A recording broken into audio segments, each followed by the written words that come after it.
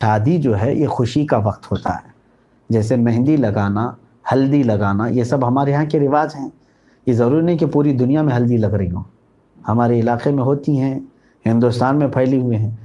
شریعت ایسی کسی بھی رسم کو، حضرت امام احمد بن حنبل رضی اللہ تعالیٰ عنہ اپنی زندگی کی ایک بات بتاتے، بہت مجھے بھی متاثر کر گئی۔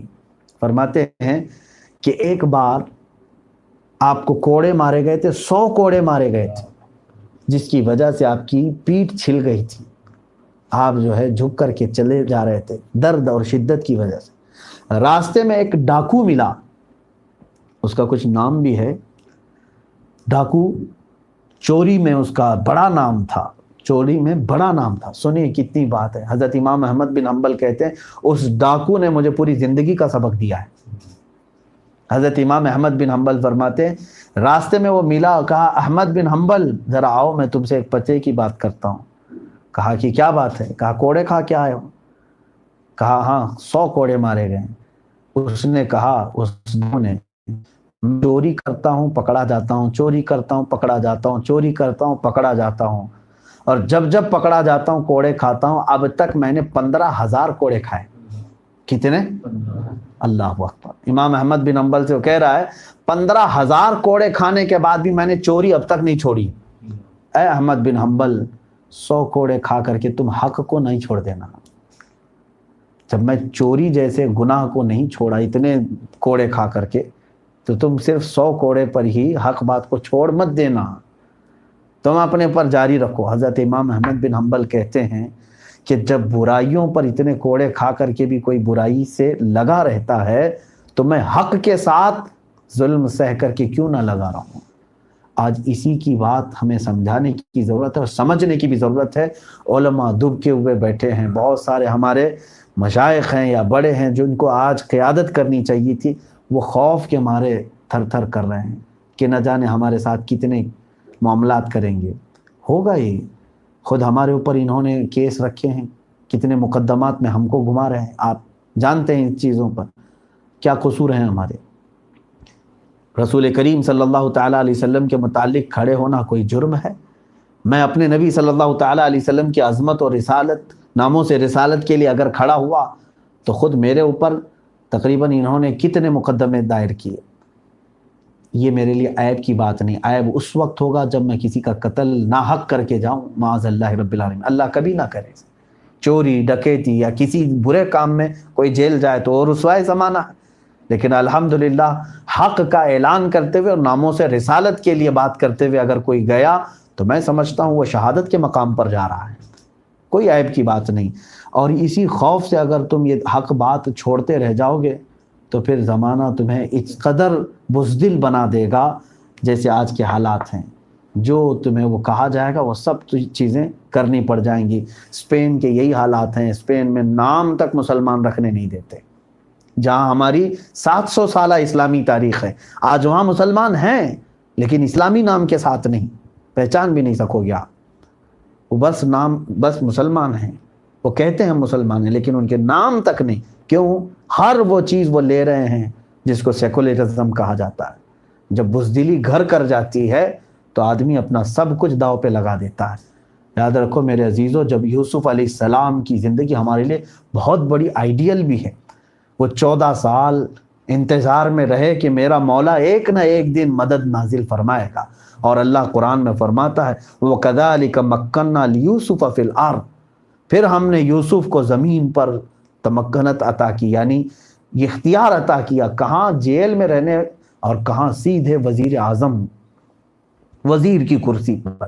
وہ مولا بے حساب عطا کرتا ہے، اس کی حکمتیں نہیں جان سکتے کہ کب وہ کہاں سے اٹھا کر کہاں رکھے گا۔ نبی کو نبی کے گھر سے کنویں تک لایا، اور کنویں سے بازار میں، بازار سے زلیخا کے گھر میں، زلیخا کے گھر سے جیل میں، اور جیل سے سیدھے بادشاہ کے وزیر اعظم کے تخت پر۔ کیا کبھی اس طرح کا سفر آپ نے دیکھا ہے؟ حضرت یوسف علیہ السلام کو پھر بادشاہ مصر نے اپنا تخت دے دیا اور وہ خود دستبردار ہو گیا۔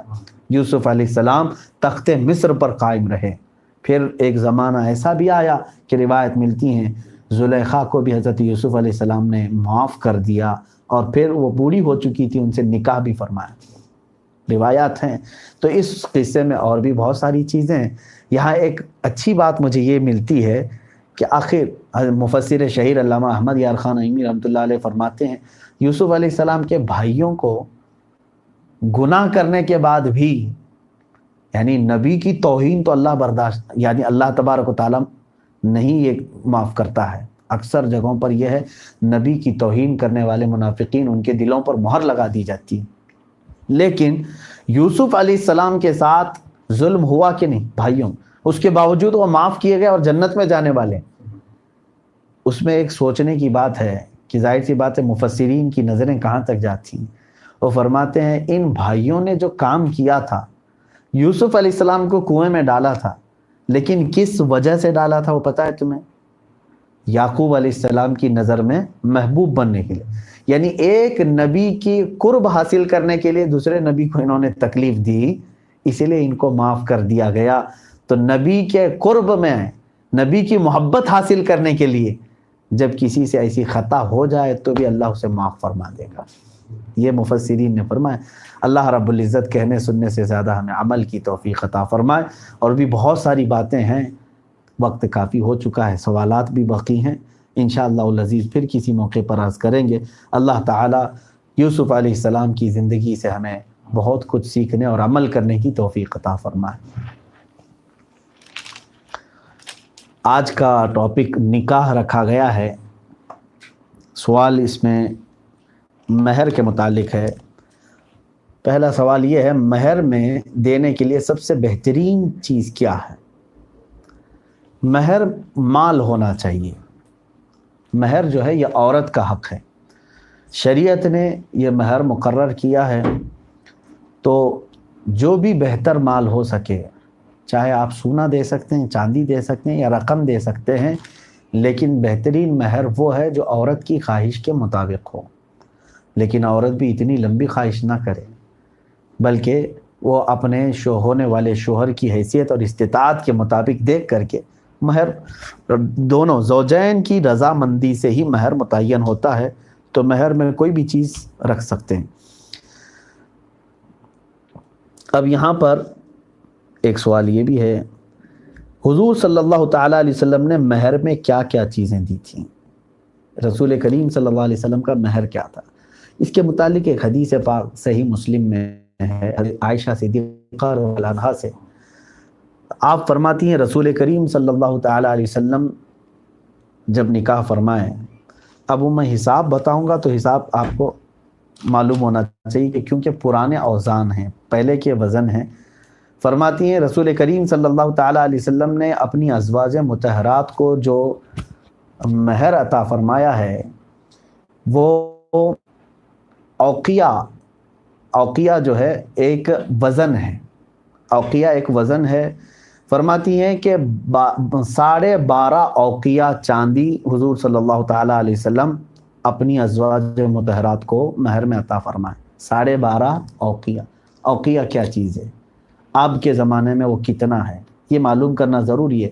ایک اوقیہ ہوتا ہے 130 گرام 636 ملی گرام، سمجھ رہے ہیں آپ؟ 130 گرام 636 ملی گرام ایک اوقیہ کا یہ وزن ہے۔ اب آپ 12.5 اوقیہ کا وزن کر لیں کتنا ہوتا ہے۔ تو تقریباً میں نے ایک لگ بھگ اندازے میں ابھی جو کیلکولیٹ کیا ہے، تو پورا میں یہ ملی گرام میں نہیں لایا ہوں، لیکن تقریباً کی بات کر رہا ہوں۔ رسول کریم صلی اللہ تعالیٰ علیہ وسلم نے جو مہر عطا فرمایا وہ 1 کلو 650 گرام چاندی تھی۔ 1 کلو 650 گرام چاندی۔ تو نئے نئے دولہے محفوظ کر لیں، 1 کلو چاندی خرید لیں، 1 کلو 650 گرام چاندی۔ ہاں، اس کی قیمت بھی دے سکتے ہیں آپ، کوئی ضروری نہیں، لیکن حضور پاک صلی اللہ علیہ وسلم کا مہر آپ نے پوچھا ہے تو میں نے یہ مہر بتایا ہے۔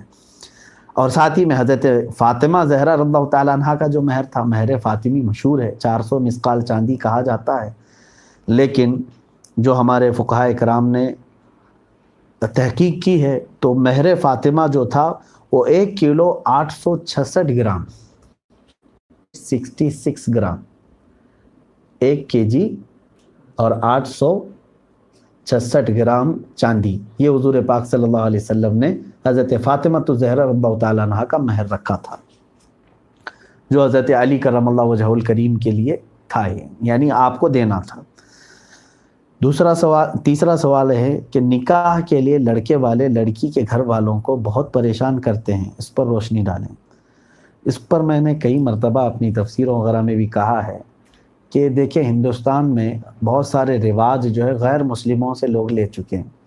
اصل میں نکاح کا بوجھ پورا لڑکی کے اوپر ڈالنا یہ سراسر ظلم ہے۔ جیسے ہمارے ہاں ہو رہا ہے کہ لڑکا جو ہے یا لڑکے کی طرف سے مانگ ہوتی ہے جہیز کی اور لڑکی کے کپڑوں کی، خود کے جوڑے کی، علاوہ الگ سے پیسوں کی، پھر گاڑی کی، نہ کوئی ظلم ہے؟ تو اس طرح سے میرے آقا صلی اللہ علیہ وسلم نے حکم نہیں فرمایا، بلکہ اللہ کے نبی صلی اللہ علیہ وسلم نے فرمایا نکاح کو آسان کرو کہ زنا مشکل ہو جائے۔ اور تم نے لڑکی جن کے گھر میں پیدا ہوئی اس کے اوپر تو آفت ڈال دی ہو۔ اور اتنا ہی نہیں، شادی کرنے کے بعد کے بھی معاملات دیکھیں تو سب لڑکی کے گھر میں دولہا خرچہ کیا کرتا ہے؟ مرد ہو کر کے فقیر کی زندگی گزار رہا ہے، مرد ہے لیکن بھیک مانگ رہا ہے لڑکی سے۔ کیسی یہ بے حیائی کی بات ہے کہ اللہ تعالیٰ نے تمہیں مرد پیدا کیا، تم کو معاش کا ذمہ دیا، تم کماتے ہو، لیکن بیچاری جو نہیں کماتی اسی سے تم جہیز بھی مانگ رہے ہو، گاڑی بھی مانگ رہے ہو، پیسے بھی، اور اپنے پہننے کا جوڑا بھی۔ اتنا ہی نہیں، شادی میں پوری بارات لے کر کے اسی کے گھر پہ ٹپکتے ہیں اور پورا کا پورا اس کا صاف کر کے آئیں، اور اس میں بھی اگر کچھ کمی ہو تو ہمیشہ کے لیے اس کو عیب لگائیں۔ یہ ظلم نہیں ہے؟ میں نے دیکھا ہے کہ یہاں پر لڑکے یہاں سوائے ولیمے کے کوئی خرچہ نہیں کرتا، ولیمے کے بعد بھی ساری جمعہ کی وہیں جا کر کے کرتا ہے لڑکی کے گھر میں۔ پھر بچہ کے پہلے کی بچے کی ولادت ہو تو وہ بھی لڑکی کے گھر والے پر، کا عقیقہ ہو تو وہ بھی لڑکی کے گھر والے پر۔ تم نے احسان کر دیا کیا لڑکی کے گھر پہ ایک بچہ پیدا کر کے؟ تمہاری ذمہ داری ہے۔ عرب میں یہ رواج نہیں ہے آج بھی، وہاں پر لڑکے کے اوپر ہے، لڑکے کے اوپر ہے کہ لڑکا عورت کو دے کر کے لائے گا، کیونکہ وہ اللہ نے اس کو تمہارے حوالے کیا ہے، نہ کہ تم کو اس کے حوالے کیا ہے۔ دلہنے ہوئے ہیں، حقیقت تو یہ ہے کہ یہ ان کو دلہن ہونا چاہیے کہ یہ سب مانگ رہے ہیں بیچارے، کیونکہ عرب میں دلہن مانگتی ہے، مہر مانگتی ہے، جہیز وہ مانگتی ہے، وہ گھر مانگتی ہے کہ مجھے لے کر جا رہے ہو کہاں رکھو گے۔ اسی طرح بیچارہ ہمارا ہندوستانی لڑکا مانگتا ہے جو کہ دلہن بن رہا ہے۔ تو میں نوجوانوں سے کہوں گا تم بے حیا دلہن مت بنو، اللہ نے تمہیں مرد بنایا ہے، تم خود اپنے ہاتھ سے کماؤ اور عورت کا اچھا مہر دو اور اس کے گھر سے مطالبے نہ کرو۔ اسلامی رواج اور شریعت میں ایسی کوئی چیز نہیں۔ ہاں اس کا باپ، لڑکی کا باپ جو خوشی سے دے دے اس کو لے کر کے آؤ، کہ یہ بھی سنت ہے کہ وہ گھر گرہستی کی چیزیں باپ خوشی سے اپنی بیٹی کو دیتا ہے تو وہ لے کر کے آئے، اس میں کوئی حرج نہیں، لیکن مطالبہ کرنا ناجائز ہے۔ عورت کے گھر سے اس طرح کی فرمائشیں کرنا، فلاں چیز چاہیے فلاں چیز چاہیے، یہ ہمارے ہاں غیر مسلموں سے آیا ہے۔ میں مسلمانوں سے گزارش کروں گا ہرگز ہرگز اس بلا میں نہ پڑو، ورنہ اللہ تعالیٰ تمہیں حقیر اور ذلیل بنا دے گا، کیونکہ حدیث میں ہے جس نے عورت کے مال کو دیکھ کر کے نکاح کیا، میرے آقا صلی اللہ علیہ وسلم نے فرمایا ان قریب اللہ تعالیٰ اس کو محتاج بنا دے گا، بھکاری بن کر کے رہو گے۔ اور ایک سوال یہ، آج کے دور میں انگیجمنٹ کے بعد بہت سے لوگ ایک دوسرے سے بات کرنے لگ جاتے ہیں، کیا یہ جائز ہے؟ بھائی یہ انگیجمنٹ کا مطلب سمجھ رہے ہیں آپ کہ بس ایک شادی پکی کرنے کی بات ہے، نہ کہ شادی ہوئی، شادی پکی کرنے کی۔ اگر وہ انگیجمنٹ ٹوٹ گئی تو تمہاری ساری باتیں بھی ختم ہو جائیں گی، کیا کیا باتیں کر چکے تھے، اور اس کے بعد پھر وہ سب کیا عقل آپ کی تسلیم کرتی ہے جو آپ کی بیوی ابھی بنی نہیں، اس سے بیوی جیسے بات کرنا، اسلام میں اس چیز کی اجازت نہیں۔ ایک بات یاد رکھو، تم 1000 چھپ کر کے بات کرو یا علل اعلان بات کرو، اللہ شاہد ہے، اللہ دیکھ رہا ہے۔ تو مجھے دکھانے کے لیے یا کسی کو دکھانے کے لیے اس پر نہیں، بلکہ اللہ رب العزت شاہد ہے، وہ دیکھ رہا ہے تمہیں جس چیز کی اجازت دی۔ اتنا بھی صبر نہیں، ابھی منگنی ہوئی، زندگی پوری پڑی ہے بات کرنے کے لیے آپ کو۔ بیوی لاؤ، روزانہ اس کے ساتھ 4 گھنٹے بات کرو، کیا حرج ہے؟ لیکن یہ دیکھنے کو ملتا ہے جتنی باتیں ہیں وہ سب شادی سے پہلے ہی کی، انگیجمنٹ سے شادی کے بیچ کا جو وقفہ ہے وہ تقریباً پوری زندگی کی باتیں وہیں کر چکے ہوتے ہیں. کیونکہ یہ بھی سوالات بہت آتے ہیں ہمارے پاس عورتوں کے کہ ہمارا شوہر 5 منٹ بھی دیتا نہیں ہم کو، گھر میں بیٹھتا ہی نہیں ہے، آتا ہی نہیں ہے. تو میں نے یہی کہا ہے صاحب جتنا بات کرنا تھا وہ تم سے انگیجمنٹ کے بعد کر چکا ہے، اب کیا کرے گا بیچارہ. ہاں جنہوں نے بات نہیں کیا اللہ تبارک و تعالیٰ ان کے دلوں میں محبت رکھے. اب یہاں پر ایک طریقہ، ایک صاحب نے اور بھی سوال کیا ہے، اسی سوال کو میں اس میں جوڑ کر کے کہہ دوں گا. آج کل کیونکہ کمیونیکیشن بڑھ چکی ہیں تو جب انگیجمنٹ ہو جائے، سوال انہوں نے کیا دولہا انگیجمنٹ اپنے سسر اور ان کے چند گواہوں کے سامنے نکاح کر لے اور یہ کہہ دے کہ قبول ہے تاکہ آگے چل کر کے اپنی ہونے والی دلہن سے بات کر سکے، تو کیا یہ جائز ہے؟ بالکل یہ بہت اچھا طریقہ ہے. میں تو یہ کہتا ہوں کہ انگیجمنٹ جب ہو رہی ہے، آپ ویسی بھی انگیجمنٹ ہلکی پھلکی کہاں کر رہے ہیں آج، اس کے لیے بھی ہال بک کر رہے ہیں، دعوت دے رہے ہیں، ساری تقریباً ایک شادی کے جیسے کر رہے ہیں. تو کیوں نہ ان دونوں کو بٹھا کے قبل تو کہلا دیں، قبول ہے کہلا دیں. ہو گیا، وہ دونوں ایک دوسرے کے لیے حلال ہو گئے. جب رخصت کرنا ہے ہو سکتا ہے ایک اور ریسیپشن رکھ لیں شادی کی. یہ اگر 2 گواہ وہاں پر موجود ہیں، اب سسر ہو یا نہ ہو ضروری نہیں ہے، لیکن آپ کے اور آپ کی بیوی کے درمیان 2 گواہ ہیں وہاں پر انگیجمنٹ کے بعد، اور لوگ جان بھی رہے ہیں، اسی وقت اگر ایجاب و قبول ہو گیا تو وہ نکاح ہی ہو گیا. اس کے بعد آپ کھل کر کے بات کرو، آپ کی بیوی ہے وہ شرعی بات کر سکتے، آپ صبح بات کرو، دوپہر میں بات کرو، رات میں بات کرو، کل بات کرو. یہ طریقہ اچھا ہے کہ انگیجمنٹ میں ہی ایجاب و قبول ہو جائے. اور جب اس کو عورت کو لانا ہے تب پھر آپ کوئی شادی کا دن مقرر کر کے عورت کو رخصت کرو. ایسا بھی حضور اکرم صلی اللہ تعالیٰ علیہ وسلم نے حضرت عائشہ صدیقہ رضی اللہ تعالیٰ عنہ کے ساتھ ایسے ہی فرمایا. پہلے 3 سال پہلے ماں عائشہ صدیقہ رضی اللہ تعالیٰ عنہ سے حضور کا نکاح ہوا، لیکن حضور کے حرم میں وہ آئی نہیں. 3 سال کے بعد وہ رخصت ہو کر حضور صلی اللہ علیہ وسلم کے حرم میں تشریف لائیں. تو اس طرح بھی آپ چاہیں تو کر سکتے ہیں. اب سوال ایک یہ ہے، شادی میں بہت سے رسم و رواج کرتے ہیں جیسے کہ ناریل پھوڑنا، جلوہ ڈالنا، کیا یہ سب حدیث سے ثابت ہے؟ دیکھیں، ناریل بھی پھوڑو، انڈے بھی پھوڑو، جو کچھ بھی کرنا ہے آپ کو میں لمٹ آپ کو بتا دوں، کیونکہ شادی جو ہے یہ خوشی کا وقت ہوتا ہے. جیسے مہندی لگانا، ہلدی لگانا، یہ سب ہمارے یہاں کے رواج ہیں. یہ ضروری نہیں کہ پوری دنیا میں ہلدی لگ رہی ہوں، ہمارے علاقے میں ہوتی ہیں، ہندوستان میں پھیلی ہوئے ہیں. شریعت ایسی کسی بھی رسم کو منع نہیں کرتی جو قرآن و حدیث سے نہ ٹکرا رہی ہو. بات سمجھ میں آ رہی؟ خوشی آپ کے لیے جائز ہے، بس اتنا دیکھیں کہ شریعت کے خلاف کوئی چیز تو نہیں جا رہی. ہاں، ہلدی کھیلنے میں، آپ لیمو کھیلنے میں، کہیں لڑکیوں کے ساتھ، عورتوں کے ساتھ بے تکلف ہو گئے، خلط ملط ہو گیا، ایک حرام کام آپ نے کیا، اور ایسا رسم جائز نہیں. باقی آپ سارے لوگ ہلدی ایک آپ کر رہے ہیں، وہاں ضیاء بھی نہ ہو. آپ اگر ہلدی چہرے وغیرہ پہ گورے ہونے کے لیے لگاتے ہیں تو خوب لگائیں، سارے ایک دوسرے کو لگا لیں. اس رسم میں کوئی وہ نہیں، شریعت اس کو منع نہیں کر رہی ہے. اسی طرح سے اب یہ جلوے کی بات ہے، جلوہ کیا چیز؟ وہی جو رخصتی کے وقت جو عورتیں گیت گاتی ہیں، یہی کوئی حرج نہیں. پہلے مجھے وہ شعر سننا پڑے گا کہ عورتیں گاتی کیا ہیں.